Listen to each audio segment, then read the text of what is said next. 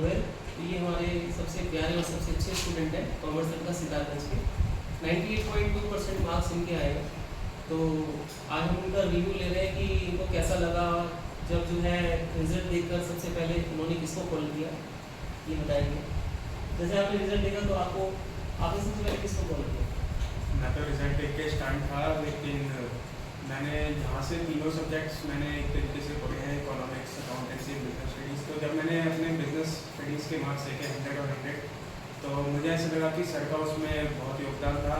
Commerce sir का के एक प्लेटफॉर्म से सर ने बिजनेस स्टडीज़ मुझे इस प्रकार से पढ़ाया कि मैं उसमें 100 और 100 अचीव कर पाया। तो मैंने सबसे पहले तो सर को एक रिजल्ट भेजा था कि सर 97% है, और मतलब मैं अकाउंटेंसी के पेपर के बाद भी मुझे ये था कि 100 और 100 आएंगे।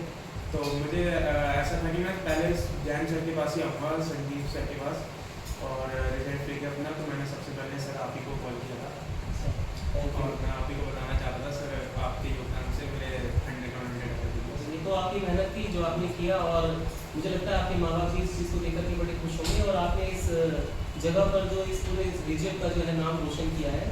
और मुझे बड़ा प्राउड है कि इस चीज़ का कि आप जैसे बच्चे और आप जैसा टैलेंट जो है हमारे यहाँ पर सितारगंज के अंदर है। और मैं उम्मीद करता हूँ कि आप बहुत अच्छे सक्सेस पर और एक बहुत अच्छे एंटरप्रेन्योर, एक अच्छे बिजनेसमैन आप बनोगे, इन फ्यूचर आप सक्सेस करोगे।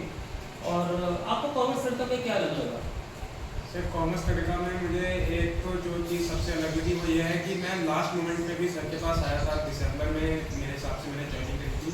तो बहुत सारे जो प्लेटफॉर्म्स हैं, इंस्टीट्यूशन हैं, वो आपको मना कर देते हैं बिकॉज लास्ट टाइम में कोई इंटरेस्टेड नहीं होता। लेकिन सर ने as a teacher, as experience teacher, जहाँ पर सर को 25+ ईयर्स ऑफ एक्सपीरियंस है, तो वहाँ पे सर ने मुझे बिठाया। सर ने कहा कि हाँ मैं आपको पढ़ाने के लिए तैयार हूँ। एंड सर ने पर्सनली मुझे इतने क्वेश्चंस कराए कॉम्पिटिटिव कि मैं अगर अकाउंटेंसी के एक एग्ज़ाम के एक दिन पहले भी मैं हॉस्पिटल में था, लेकिन मैंने पूरे साल सर के साथ इतनी मेहनत करी थी और सर ने मुझे इतने क्वेश्चन दिए थे, तो मैं अकाउंटेंसी में भी 97 और 100 स्कोर कर पाया। तो डिफरेंट चीज़ ये है कि सर ने कभी मुझे डिनाई नहीं किया कि सर आज मैं नहीं पढ़ा पाऊँगा। मतलब सर कभी सेल्फिश नहीं हुआ। सर ने हमेशा स्टूडेंट्स का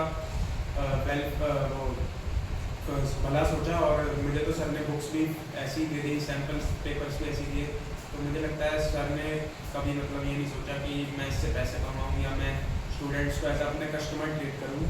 सर ने अपने ही बेटा मान के मुझे पढ़ाया है। अच्छा, आप हमें ये बताओ थोड़ा, जैसे बच्चे हमारे और नहीं, कि आपका डेली रूटीन क्या था? सर डेली रूटीन ये था कि मेरा टाइम फिक्स था। अगर मुझे 2:30 बजे ट्यूशन में आना है, तो क्योंकि मैं स्कूल नहीं जाता था तो मैं मेजरली सेल्फ स्टडी करता था, और 2:30 बजे मैं आता था यहाँ पे कोचिंग में अराउंड।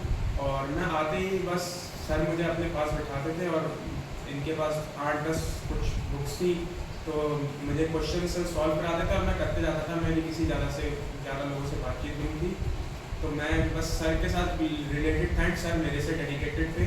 सर को शायद पता था मेरे अंदर कितना कैलिबर या पोटेंशियल है। मुझे भी पता था कि मैं सर का ऑप्टिमल यूटिलाइजेशन कैसे कर पाऊँगा।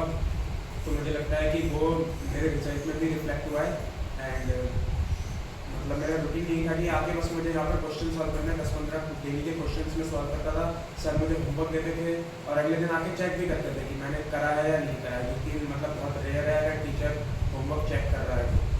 अच्छा, आप ये बताइए कि जैसे बहुत सारे बच्चे होते हैं और बच्चे कहते हैं कि सर हम याद करते हैं और भूल जाते हैं, तो आप ऐसे बच्चे को कुछ एडवाइस देना चाहो? ये बच्चों की बहुत कॉमन शिकायत रहती है कि सर हम याद करते हैं और भूल जाते हैं। मैं उसके लिए ये एडवाइस दूंगा कि आप टाइम टू टाइम रिविजन करिए। और बिकॉज मैं भी मतलब थ्योरी, जैसे बिजनेस स्टडीज़ सब्जेक्ट है, इकोनॉमिक्स है, इसमें काफ़ी थ्योरी होती है, तो मैं भी इसको भूल जाता था। तो मैंने एग्जाम से पहले क्या करता था, मैं दोबारा से पूरे नोट्स प्रिपेयर करता था। सो मेरा ये कहना है कि आप उसको लिख के नोट्स प्रिपेयर करिए, शॉर्ट नोट्स प्रिपेयर करिए। आप कहीं ट्रैवल कर रहे हैं तो आप उसके शॉर्ट नोट्स बना लीजिए, उसको रिवाइज करते रहिए। टाइम टू टाइम रिविजन अगर आप करेंगे तो आप कभी भी थ्योरी भूल नहीं पाएंगे। आप एक लाइन में हमारे इंस्टीट्यूट को जो कॉमर्स करता है, आप इसको एक लाइन के अंदर आप रिव्यू करो और डिस्क्राइब करो कि क्या आप कहना चाहोगे बच्चों को। सर एक लाइन में तो कॉमर्स सर का को डिस्क्राइब करना थोड़ा सा मुश्किल हो जाएगा। मैं तो कहता हूँ कि इस पर अगर किताब भी लिख दी जाए तो वो भी कम है, बिकॉज मैंने तो एक बहुत पर्सनल कनेक्शन फील करा है कॉमर्स सर का से। लेकिन अगर एक लाइन में डिस्क्राइब करना हो तो मैं ऐसा कहूँगा कि ये एक ऐसा प्लेटफॉर्म है जहाँ पर अगर आप बिलो एवरेज भी हो तो आपको एक टॉपर में कन्वर्ट करने का ये एक जरिया है, एक प्लेटफॉर्म है।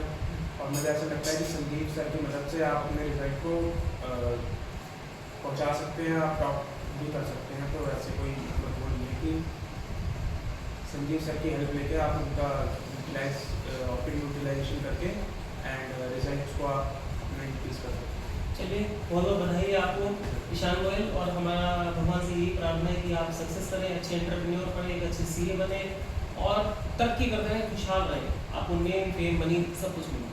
Thank you so much, God bless you.